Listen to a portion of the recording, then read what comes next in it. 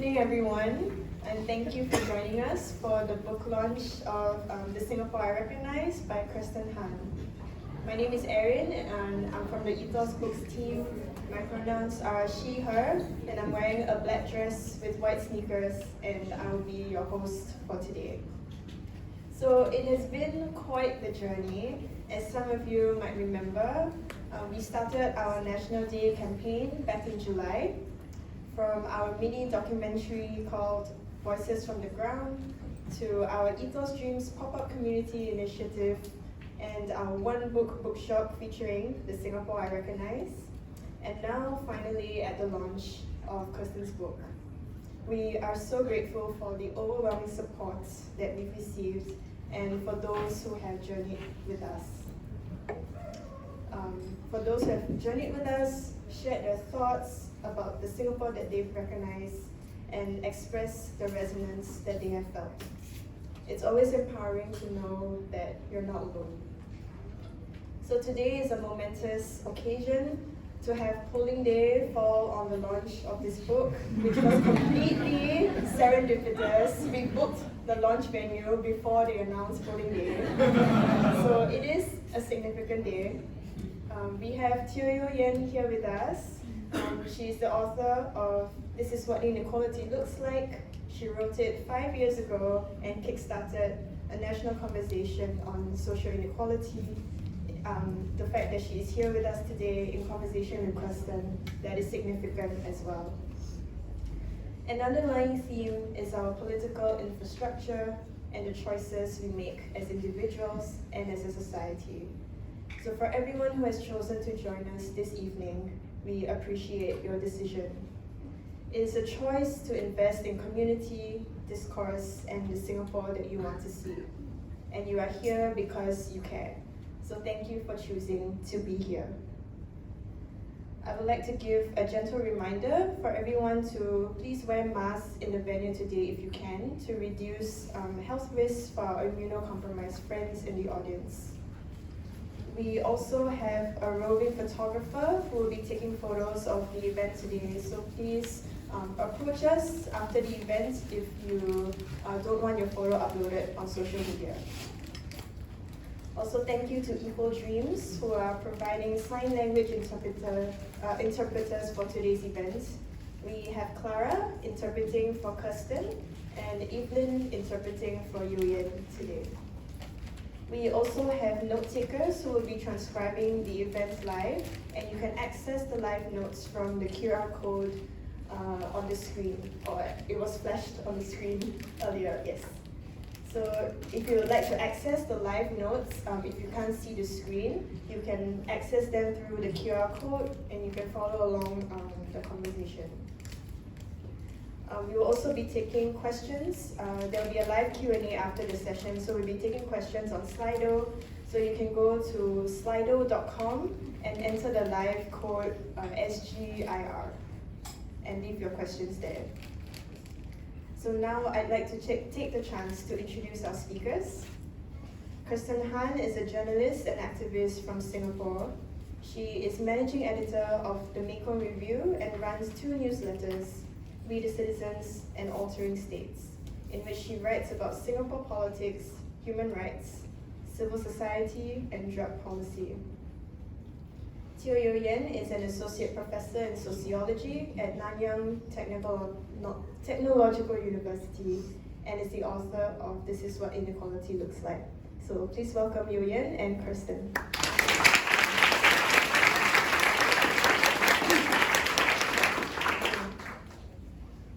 Thank you, Erin.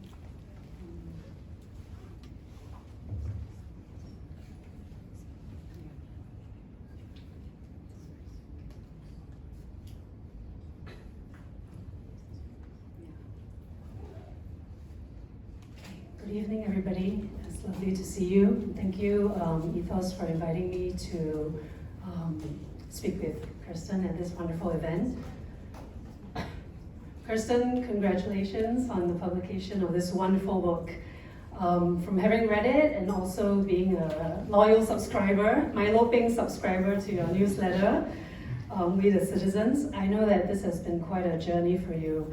And I wonder, by way of introduction, if you will just share with us a little bit about how you first came to the idea of writing this book and what the experience has been like for you.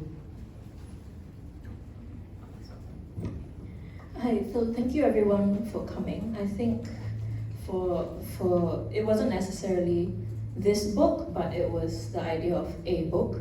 And it started like maybe 10 years ago, when my husband was like, oh, I think you should write a book.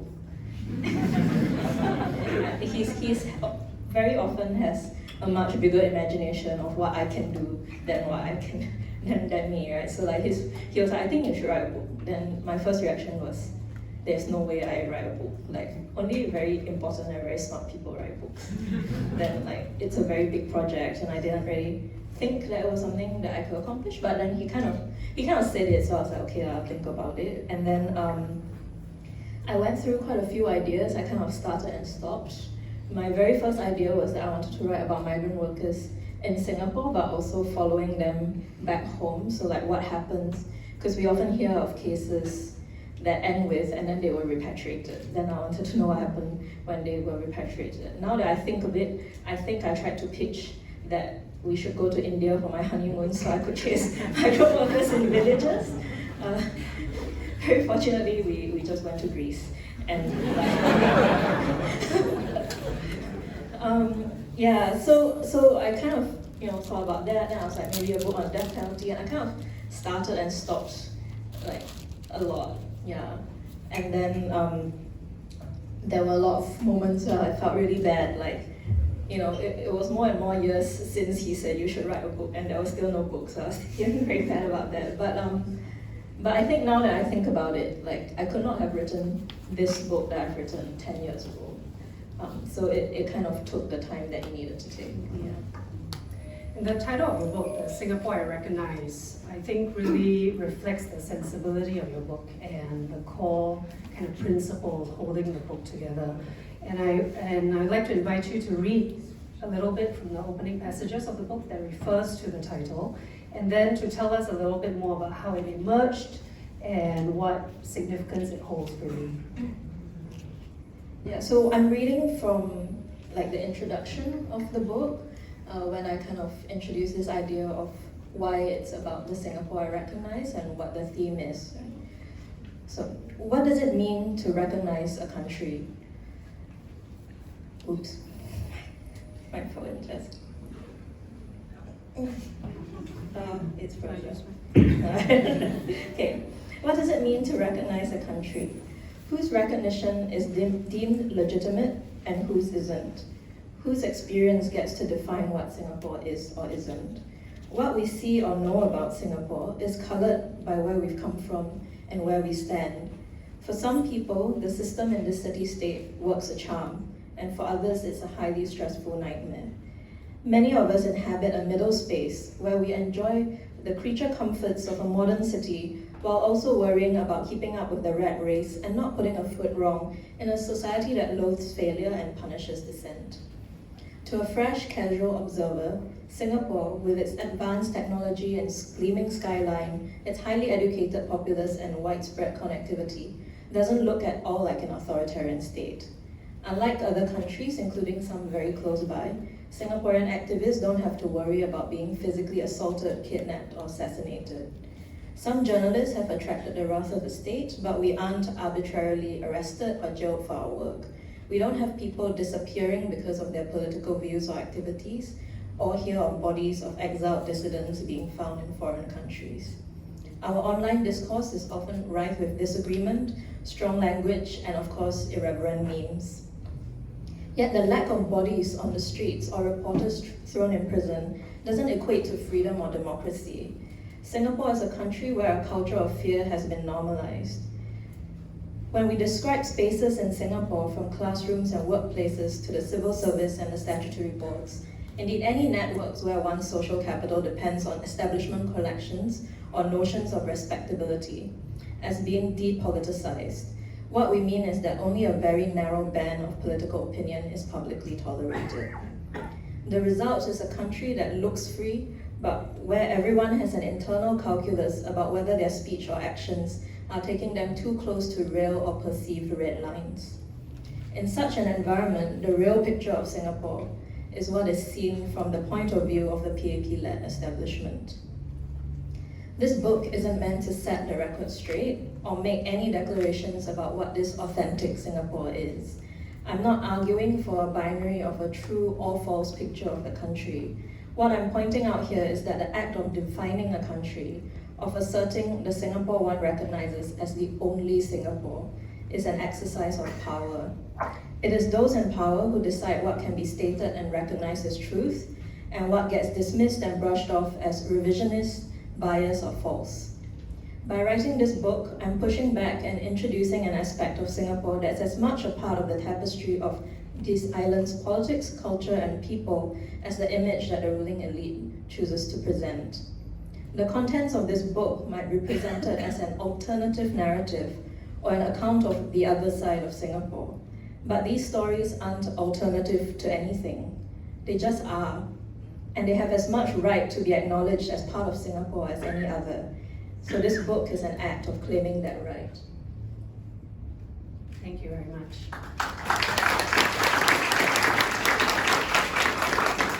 For those of you who haven't read the book, I'm sure right now you really want to read the rest of it. Tell us a little bit about the title.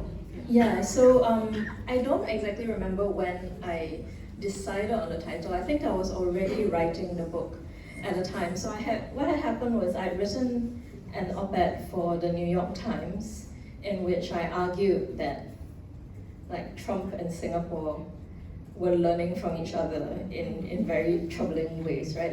That was a time when Trump had named Singapore as a model to learn from in terms of the death penalty. He was like, look, Singapore has the death penalty and there's very little drug crime, so the US should have the death penalty for drugs. So he was saying that, and at the same time Singapore was going on about fake news, right? This was before Hoffman came in. This was around the time of the Select Committee on deliberate online falsehoods. So there was this fake news discourse in Singapore and death penalty discourse in the US. So I'd written an op-ed saying both sides are learning these very bad things from each other. And then about sometime later, it wasn't immediately after, but sometime later, there was a response from the Singapore ambassador to the US at the time. And it was published in the New York Times with the headline, "A False Portrait of Singapore," in which he did not point out necessarily any factual inaccuracies, but he just disagreed a lot with interpretation, right? And then he ended with, "I cannot recognize the Singapore that Ms. Han describes." And so I think I was already writing the book, and then after a while I was just like, actually this idea of I can or cannot recognize what you're talking about was very evocative. This idea of recognition is very evocative of who gets to decide who recognizes what, who gets to decide maybe it's true he can't recognize the Singapore that I'm talking about, but I can.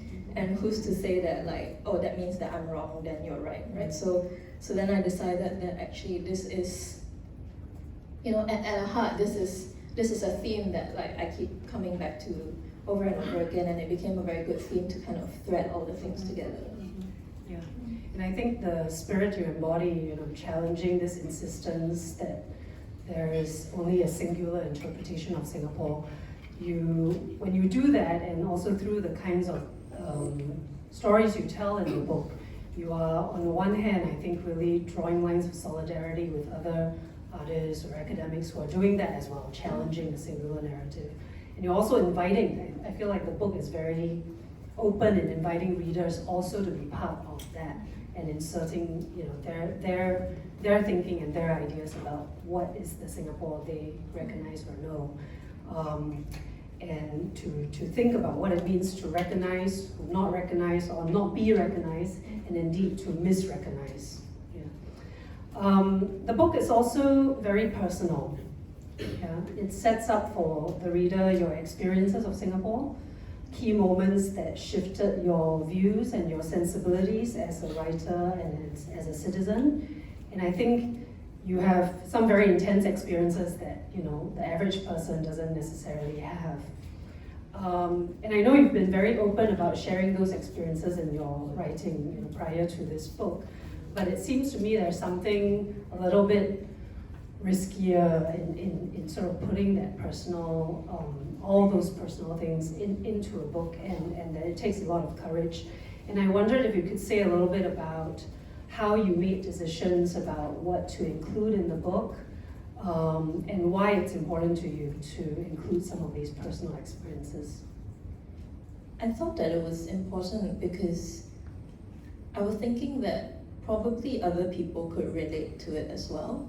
And if I could show people that this is where I'm coming from, so if I'm saying that the Singapore you experience is affected by your upbringing, your class, and your background, then it made sense to me to then share mine so people can see where it comes from. And I think a lot of people also, I was hoping that people would relate and see that there are a lot of possibilities. I think I've met a lot of people who assume that I do what I do because I must have had a very political upbringing or a very political family, that some people are just more political than others, some people just know more than others, then I don't know, so I can't do it, right? But actually I didn't have that sort of upbringing, and it was really a journey for me as well. So hopefully, if it can show that this is the journey that I made and I could do it, then other people can as well. The other reason also was that you cannot POFMA opinion and personal experiences. Anyway, the book cannot be POFMA anyway because it's physical, it's not online. But that idea, right? You cannot say it's fake news if it's my personal experience.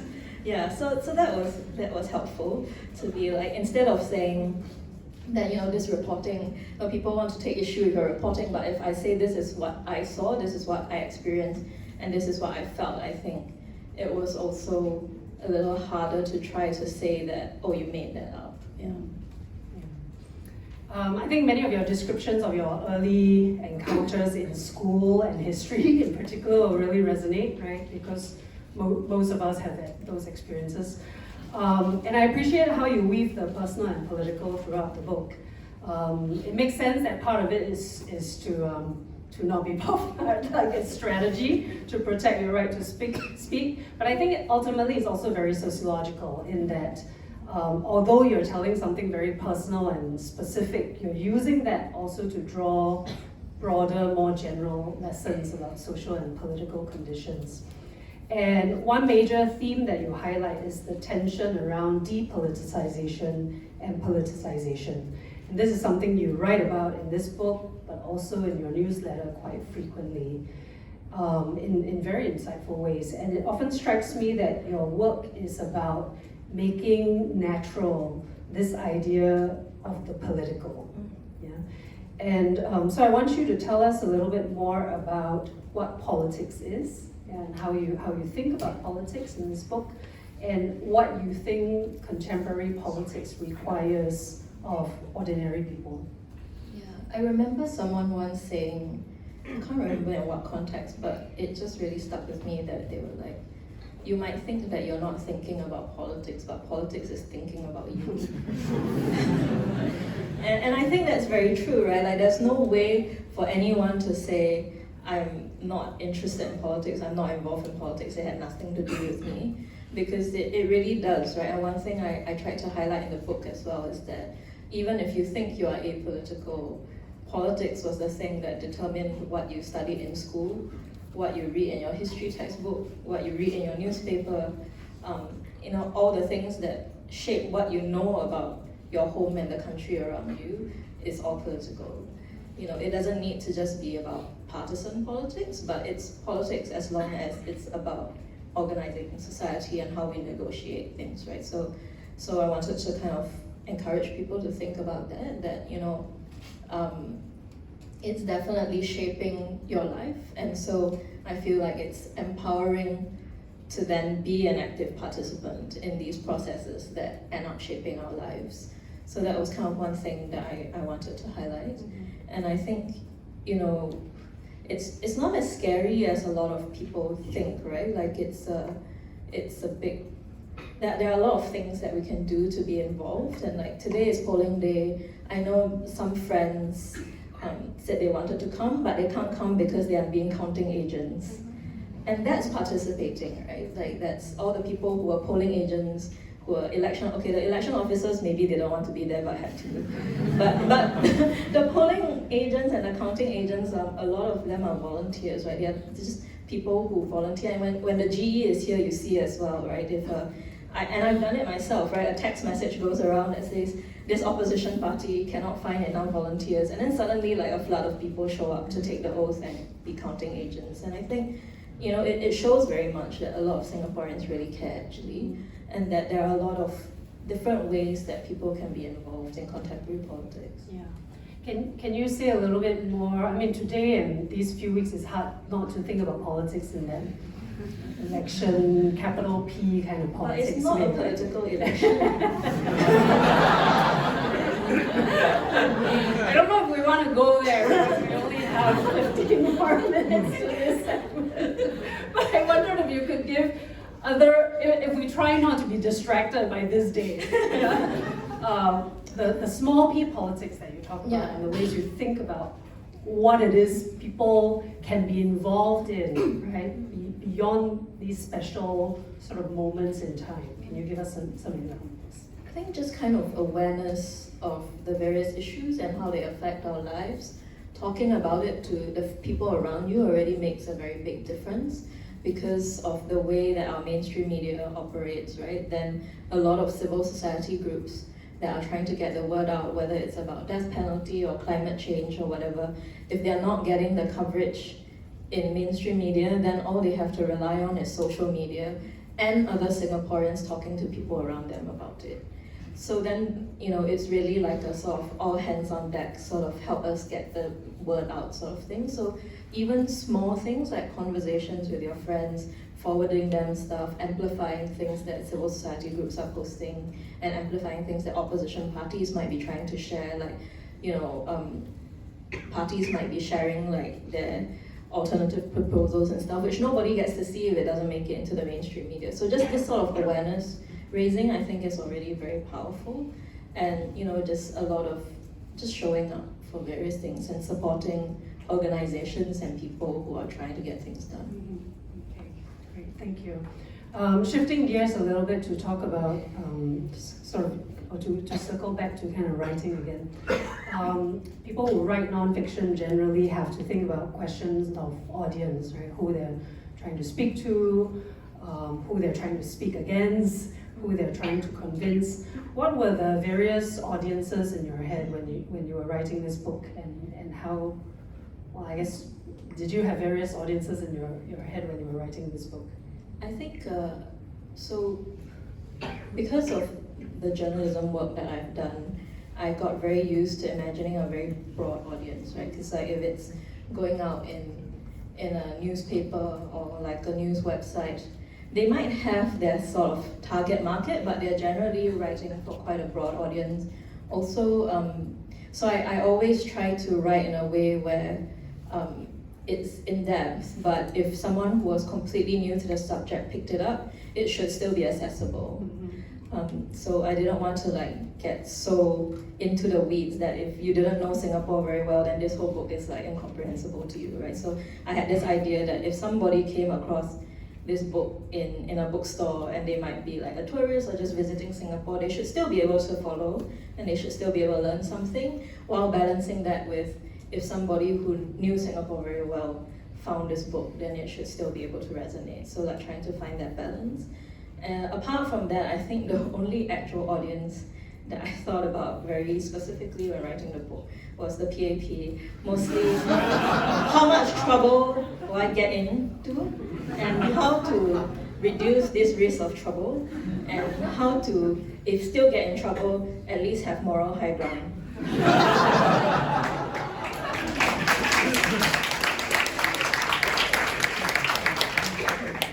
So I think, just because my experience was that I've experienced a lot of bad faith attacks. So I try to avoid that. But the whole point of bad faith attacks is that they're in bad faith, right? So no amount of reasonableness will make you completely safe from that. So I think that was just the thing that I was thinking about. It caused some anxiety, but at the end of the day, the best that you can do is just like, you footnote extensively, you fact check, you go through the edits, and then as long as you've done your due diligence, right? There's not a lot that you can do to completely eliminate risk. Several essays in the book, and I think these were the essays that I found especially illuminating and rare, were your commentaries on the state of civil society in Singapore. And there you consider, in various different essays, the consequences of the loss of social memory, the harms caused by co-optation, and you don't shy away from talking about things that are quite difficult to talk about, tensions and conflicts between people who are allies or should be allies. And I think those sections of the book, on one hand, a little bit uncomfortable to read. On the other hand, I think so important for sort of putting on the agenda that it's important to confront some of these tensions and conflicts. Can you tell us a little bit more about those sections of the book and what you hope people will take away from them? I think it was very important to me not to portray it as a binary of there's a very powerful government and then we are all oppressed, right? We are, but then within that, there's still a lot of space and autonomy to decide how you want to react. So I wanted to also reflect that, it's not that we are just all oppressed and then we can't do anything about it, but not only are people doing things about it, but people are having disagreements about what to do. And in that disagreement, that shows that actually we have a lot of autonomy in choices of how you want to approach a problem, the sort of activism that you want to do, the sort of tactics that you want to pick. It shows that the fact that we can disagree shows that there are options to disagree over. And I thought that was important to highlight because then it shows that we actually have more space than we might imagine. We have more choice than we might have imagined. And I think it was also important to not make it this very binary, like, oh, the government is very bad and civil society is very good sort of thing, in that we have a lot of challenges that we disagree with. And it's difficult to, and I understand that it's very difficult to kind of write and articulate, especially in a context where like the civil society circle is so small. So it's very awkward for people to speak out about criticism if you're like, oh, but next time we still need to work together, or like I'm going to go to this dinner party and they're going to be there, and then like super awkward if they think that I'm criticizing very directly, right? So like it also wasn't meant to call out any particular groups or people, and definitely wasn't meant to be prescriptive about this is a good way of doing things and this is a bad way of doing things. So I just wanted to show that in the same way that because there are many Singapores, then there's also many different choices as to how people want to respond to what they see as the problem in society. I know it's early days yet, but I wonder if you've talked to other people about those parts of the book. Talk to civil society friends about those parts of the book already? No, not yet. So far, not really. Yeah. Okay, so you don't know if you still have friends?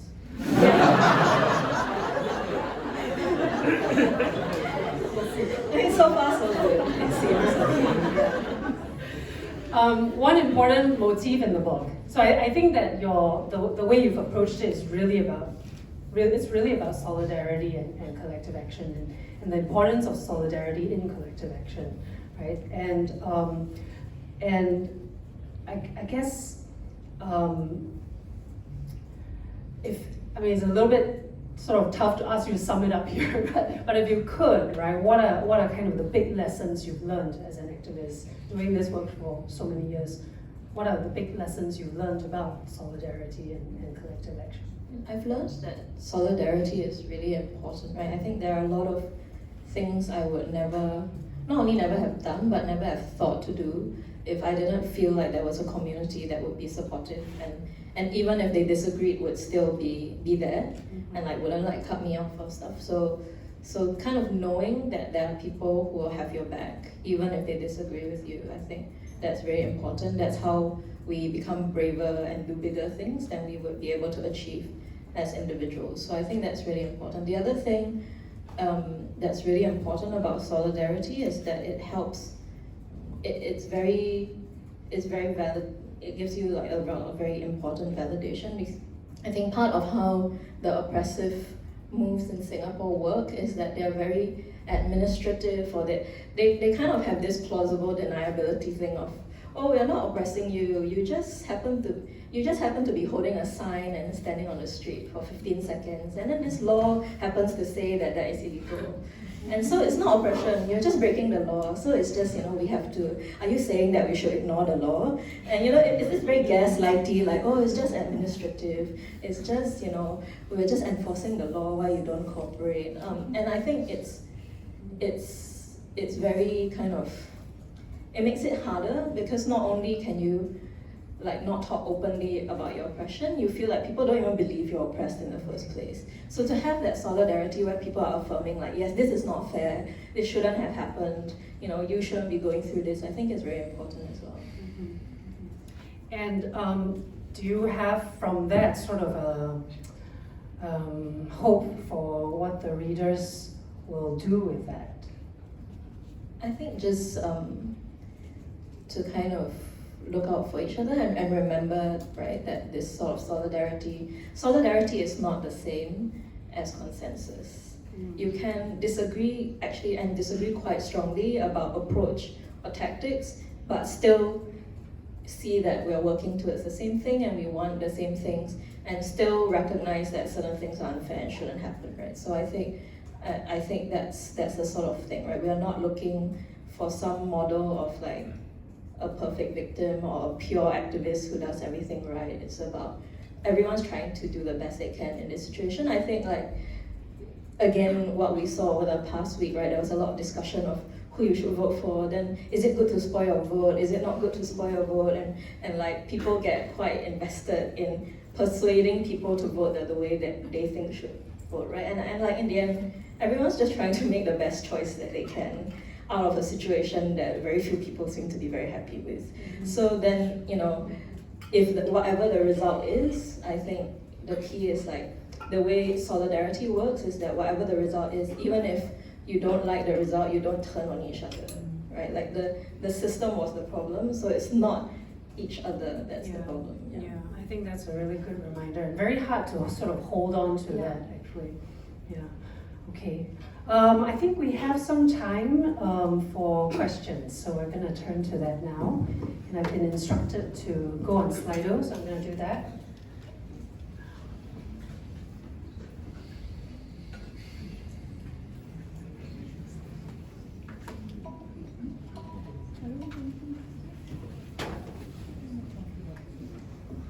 Okay, we already have quite a number of questions, so let me flash there. Okay, so I don't have a job actually since they're flashed there. Because I still have a job, right?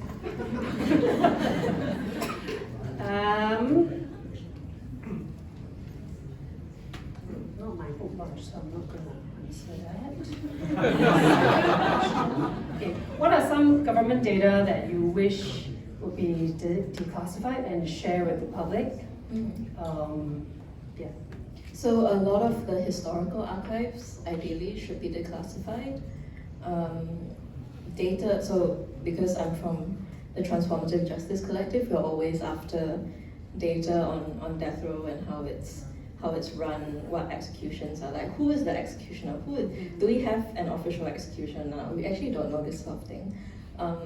Knowing an official list of who is on death row, why, their background, all this sort of information. It's hard to get. There's a lot of data about migrant workers that's just not available. So I think if you ask every sector has something that they want to know that they're not getting. Yeah. What would you do differently if you had more data, do you think? What would be different about the way you advocate? I think just having more data can create more possibilities to imagine, right? It's firstly, you can have a lot more research that comes out, a lot more, when you propose alternatives, it's grounded in more concrete things, right? So right now it's an issue of there's no data, but then when you criticize, they say that you're not giving concrete or constructive criticism. Then no information, then what criticism am I? Yeah, so I think there's that.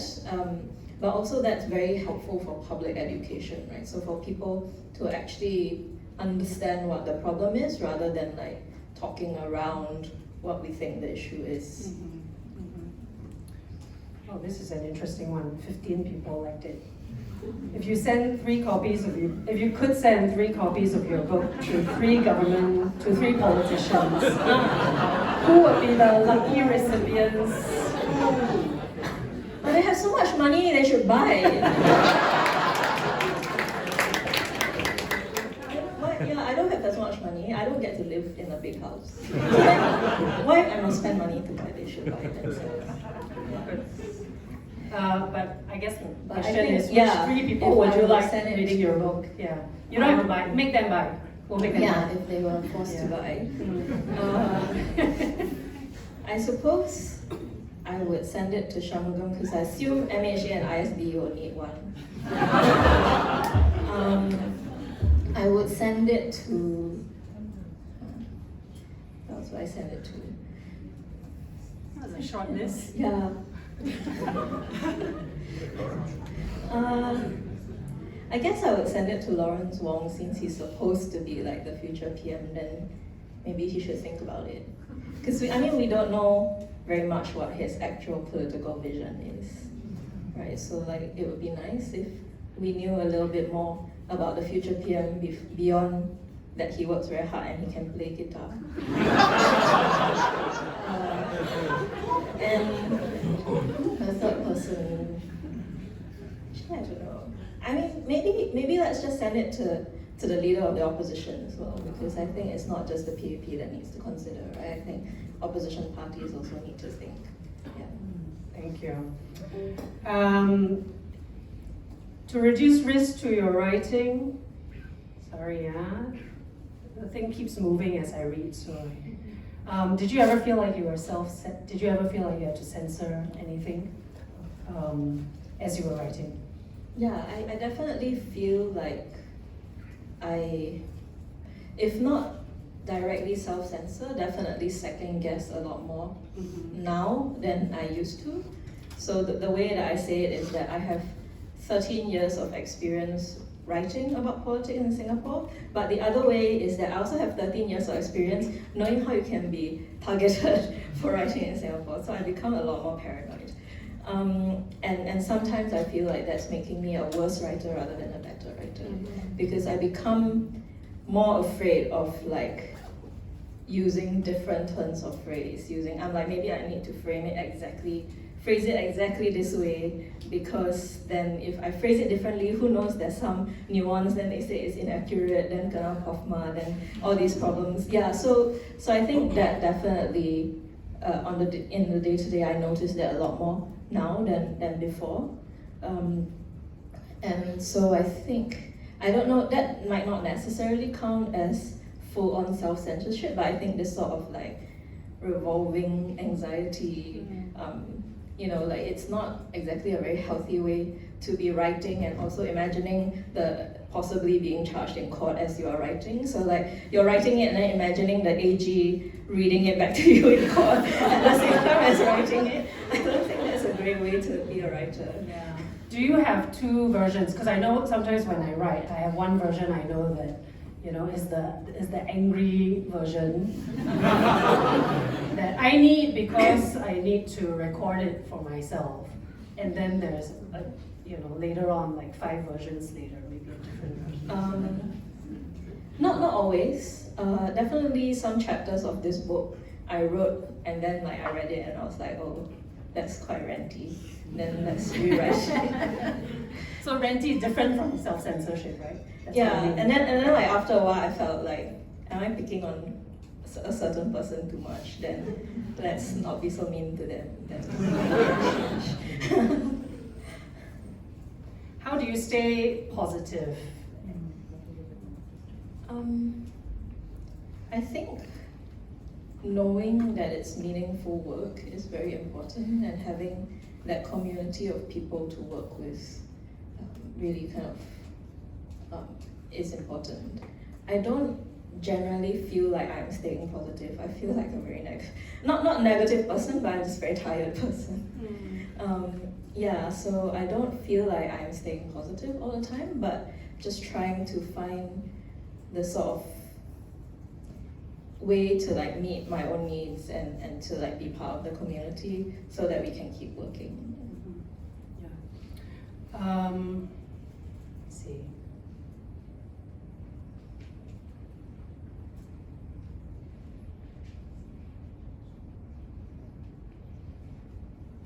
I think this is sort of a related question. Pragmatic resistance, and maybe I think this person has probably already read your book, and you talk about Lynette Tua's notion of that. So the question is, as pragmatic resistance doesn't improve the democratic input process, how can civil society disrupt the power structure while ensuring that they stay afloat? Actually, it seems to me that's two questions. Maybe one you can say a little bit more about, for people who haven't yet read the book, what you talk about, and then sort of how does civil society stay afloat. So I think the concept of pragmatic resistance is really that sort of like picking your battles sort of thing, of how to still further your resistance while surviving, right? So that you're not squished right away and then you can't do anything at all. So I don't feel like pragmatic resistance as a concept in and of itself is like terrible and needs to be completely thrown out. I think that is going to always be there in any context, right? You always have to kind of choose what you think will forward whatever cause you're pushing while keeping yourself and people around you safe and while keeping the movement alive, right? I think that's very basic movement strategy. I think my problem with how pragmatic resistance kind of sometimes gets used is that, as I say in the book, it becomes more pragmatic and less resistance, right? Because whenever, I've noticed that in Singapore, whenever people are counseling you to be more pragmatic, it's always to do less, it's never to do more, right? There's nobody ever, like in Singapore, says, the pragmatic thing to do is let's go and civil disobedience, right? Everyone is always like, let's water down this statement, or like, let's not do it, let's try to get a private meeting rather than a public. And so I think sometimes it becomes a bit too comfortable to say, this is the more pragmatic step, when actually what is making us uncomfortable is the fear of risk. And so I think like, it's fine to choose other approaches, but you need to be very honest about why you're choosing them, right? Like, I actually feel like it's much better if someone would say, I don't want to go to that protest because I'm afraid of being investigated by the police, than to say, we shouldn't do the protest, all of us should not go because it would be more pragmatic not to. So I think that is the difference. And I think, so as long as like it's clear in your mind what your risk thresholds are, and then also clear that other people might have different risk thresholds from you. So you don't have to impose your threshold on other people's threshold. Some people are okay with taking more risks. Some people have reasons why they cannot at this point in time. So then to try to respect that for everyone, I think is important. Yeah, I mean, when I was reading your book, one thing that really, one of the arguments you make is that the loss of social memory, and in particular the loss of memory around activism, is a big part of why, in some ways, we can't quite figure out what the risks are, or we can't quite figure out what the potential gains are also, right? Because there's that loss of kind of a knowing or wisdom from earlier generations of activists. Yeah.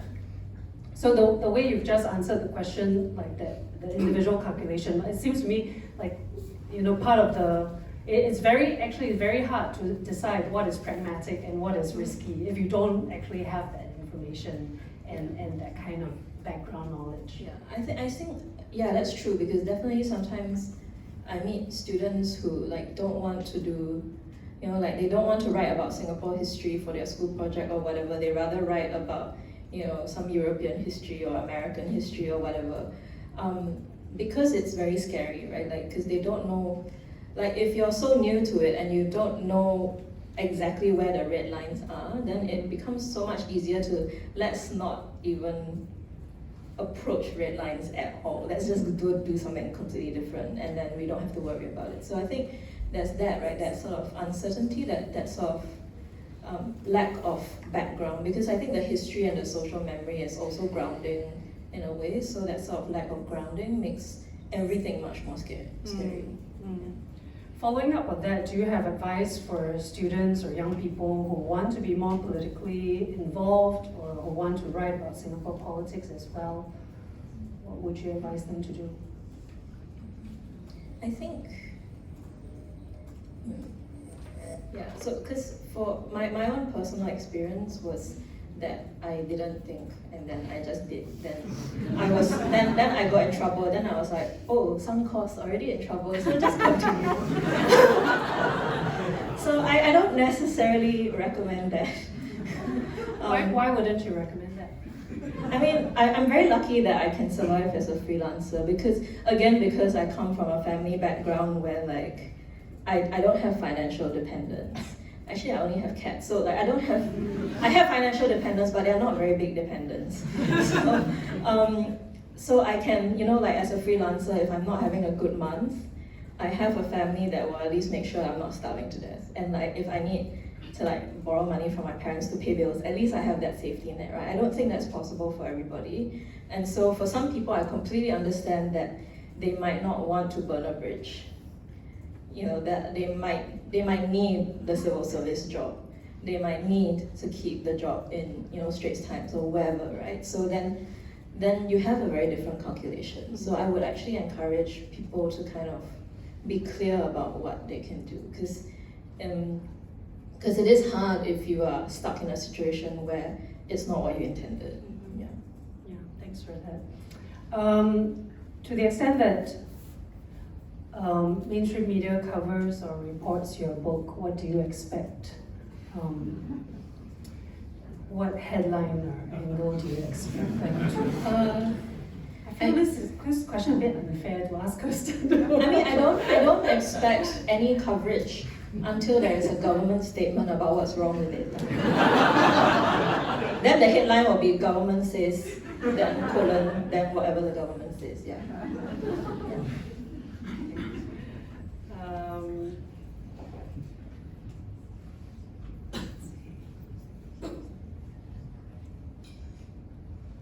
Let me try to find some that diverge a little bit, okay?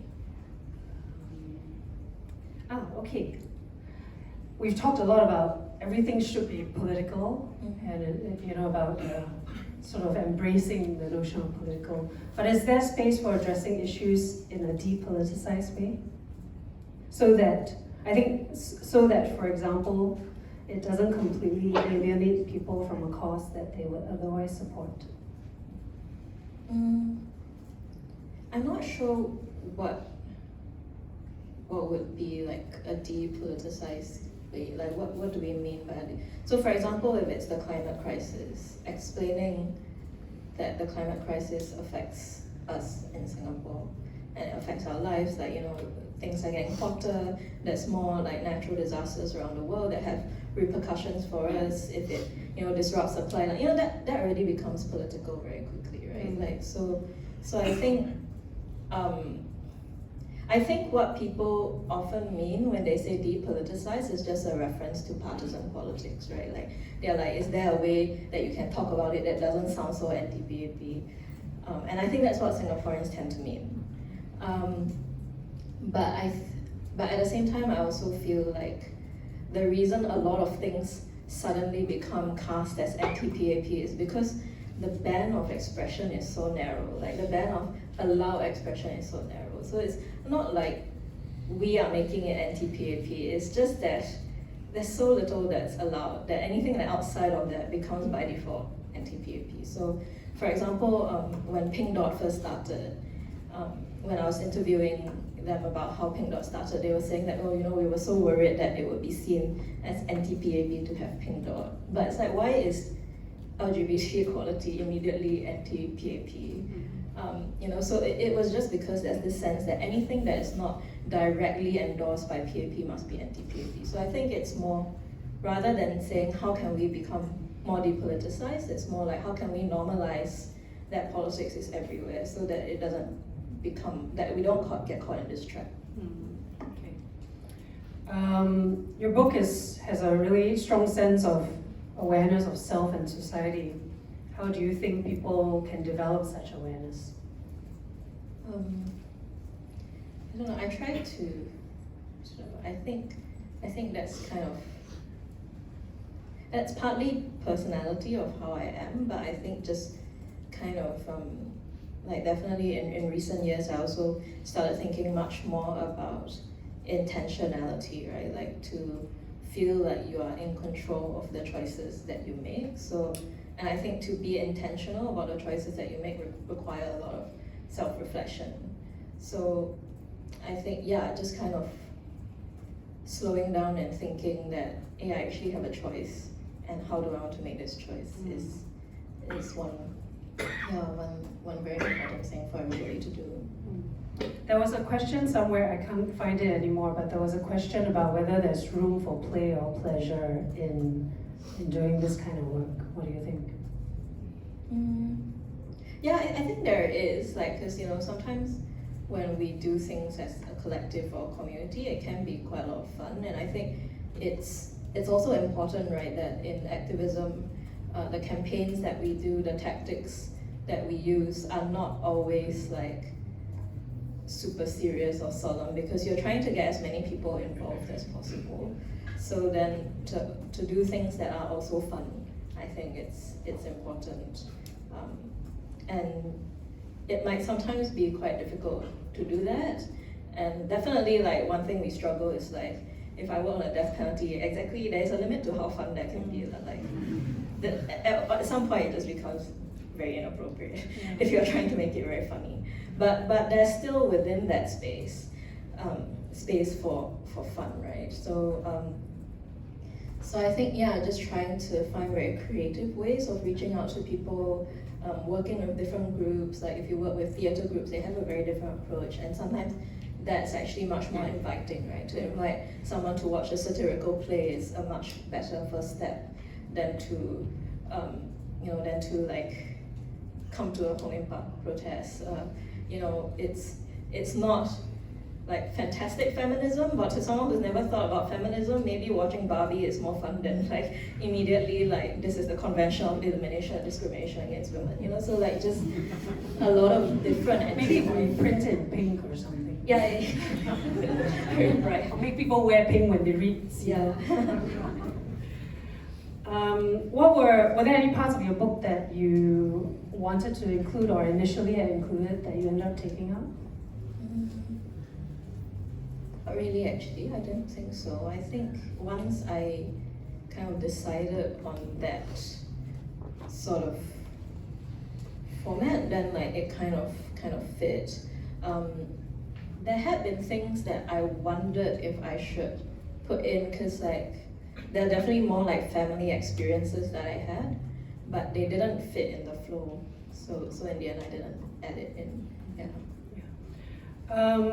What are your thoughts on media censorship over the last 10 years and what you see for the next 10 years? I think what I find most disturbing is when it gets to a point where it's so normalized that it's not seen as censorship, and it just becomes seen as this is how journalism is done in Singapore. We are just different. And like journalism is just different in Singapore. There's the way that Americans do journalism, but the way that Singaporeans do journalism is different, and it's no longer seen as censorship or a problem, right? So, and I feel like that's very troubling, like when journalists themselves are not fighting for media freedom, but instead normalizing that this is how media, like that we actually don't need media freedom, that maybe Singapore just has a better model of journalism than other places. And then I think that's very troubling, right? Because then there's no resistance at all. You're just accepting and normalizing. Okay. I wonder if Erin has signaled to me we can take one question from the audience. I know there are still several I haven't read, I apologize for that, but is there anyone who would like to ask a question? Yeah.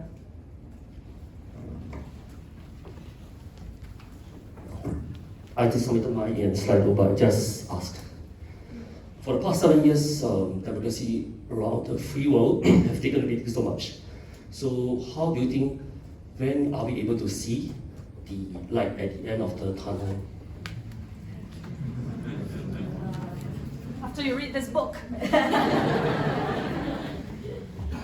Yeah, I think it is very difficult, right? Like it feels like the worldwide trend is very depressing. But there's also huge amounts of activity trying to resist that.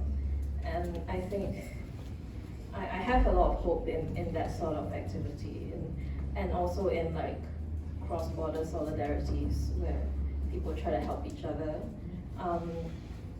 and learn from each other, right? Like definitely a lot of information that's shared between different movements in different countries has been very valuable. So I think, you know, it feels like it's very hard to stop, but a lot of what I've been learning through doing a lot of the work is that we kind of have to put our faith in people and the work that people do, and that sometimes things that seem like they are never going to move do eventually move, and sometimes the changes are more subtle, but they're actually very important and they build up over a long time. So what I kind of also talk about in the book is how I've learned to see my role differently, right? Like maybe I am not the person to end the death penalty or you know, whatever, achieve freedom of expression, freedom of assembly, and all those things that I want to see, but the work that I do is important foundation for future generations, and the work that they do is important foundation. So I think seeing that sort of, that we just do what we can is very important, because otherwise it just gets very depressing when it's like, I cannot personally bring democracy to the world. Then it becomes very depressing and very difficult to do anything because it just feels very, very hopeless. Okay. I got the signal we can take one more question. Would anybody like to ask the last question? Yes. Is there a mic there? Hi, can you hear me from here? I think Yeah, I hear you actually. Actually, maybe better for accessibility.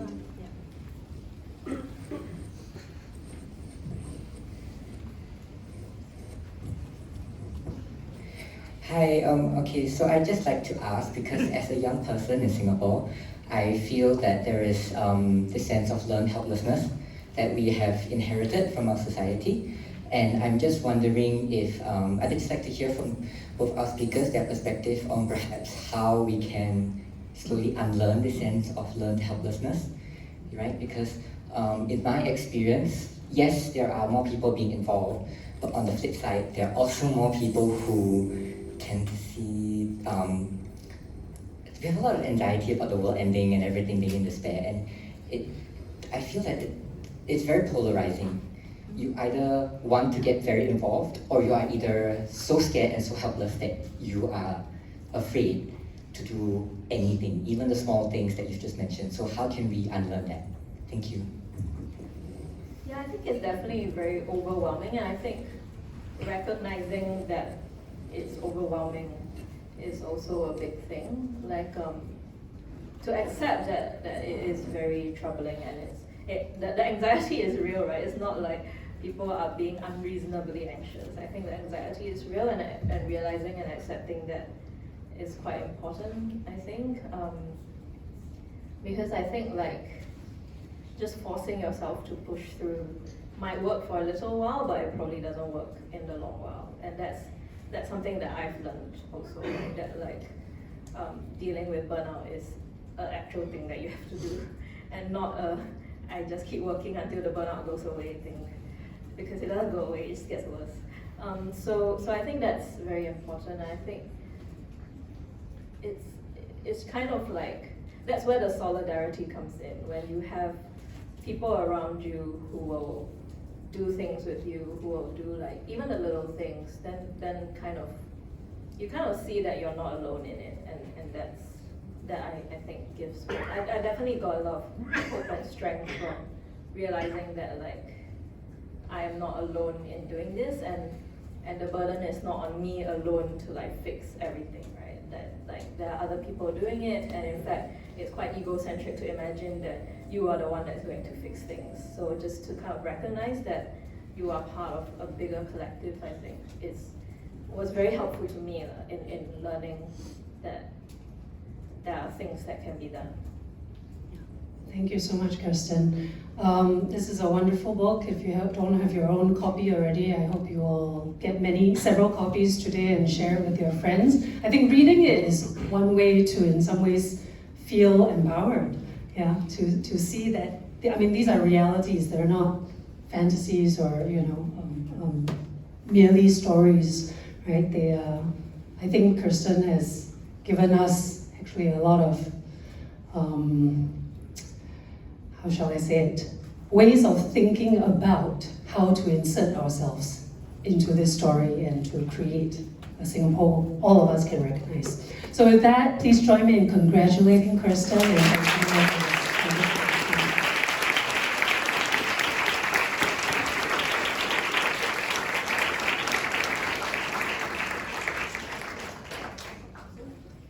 Thank you so much, You Yenn and Kirsten, for a really wonderful conversation. And thank you, all of you, for joining us on a Friday night. You can purchase the Singapore I Recognize at the book table outside, and Kirsten will be here to sign your books.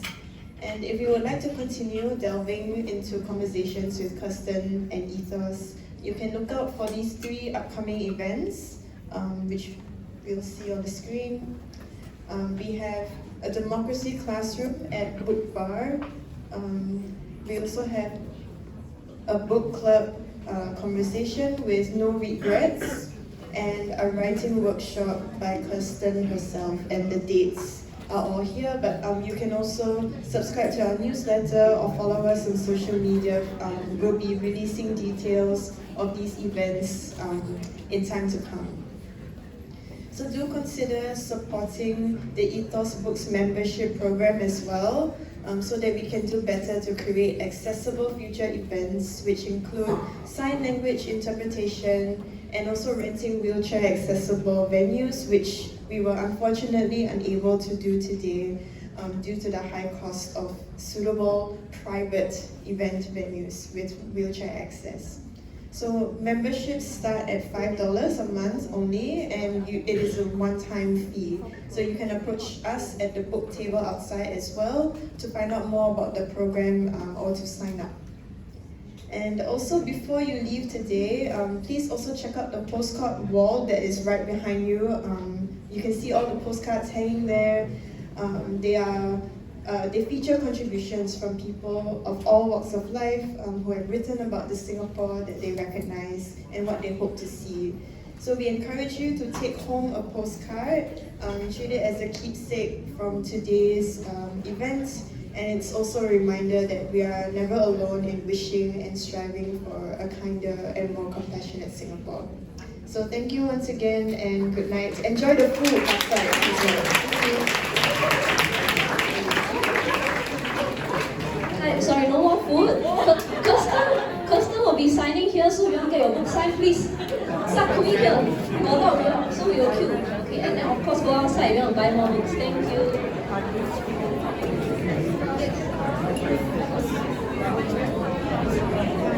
Sorry.